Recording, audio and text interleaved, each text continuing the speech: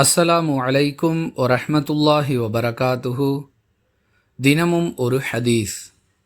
முஆத் இப்னு ஜபல் ரதியல்லாஹு அன்ஹு அவர்கள் ரசூலுல்லாஹி ஸல்லல்லாஹு அலைஹி வஸல்லம் அவர்களுடன் ஜமாஅத்தாக தொழுதுவிட்டு பிறகு தம் சமுதாய மக்கள் வசிக்கும் பகுதிக்கு சென்று அங்கு அவர்களுக்கு இமாமாக நின்று தொழுகை நடத்தும் வழக்கமுடையவர்களாக இருந்தார்கள் என ஜாபிர் இப்னு அப்துல்லாஹ் ரதியல்லாஹு அன்ஹு அவர்கள் அறிவிக்கிறார்கள்.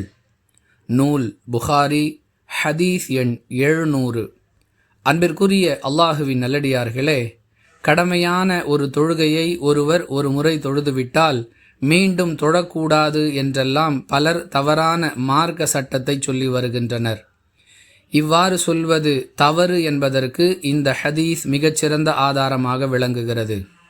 முதலில் கடமையான அந்த தொழுகையை அல்லாஹுவின் தூதர் ஸல்லல்லாஹு அலைஹி வஸல்லம் அவர்களுடன் சேர்ந்து ஜமாத்தாக தொழுது விடுகிறார்.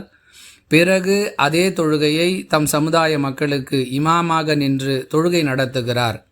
இது அல்லாஹுவின் தூதர் ஸல்லல்லாஹு அலைஹி வஸல்லம் அவர்களின் காலத்தில் அவர்களுக்கு தெரிந்த நிலையிலேயே நடந்திருக்கும் பொழுது இப்படி செய்வது தவறு என்றிருக்குமேயானால் இதை அல்லாஹுவின் தூதர் அவர்கள் நிச்சயம் கண்டித்திருப்பார்கள்.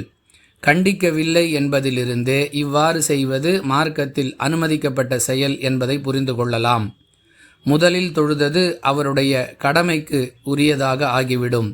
பிறகு அவர் தொழுவது அவருடைய உபரியான வணக்கத்தில் சேர்ந்து விடும் என்ற கருத்தில் வேறு பல ஹதீஸுகளிலிருந்து நாம் அறிந்து கொள்கிறோம்.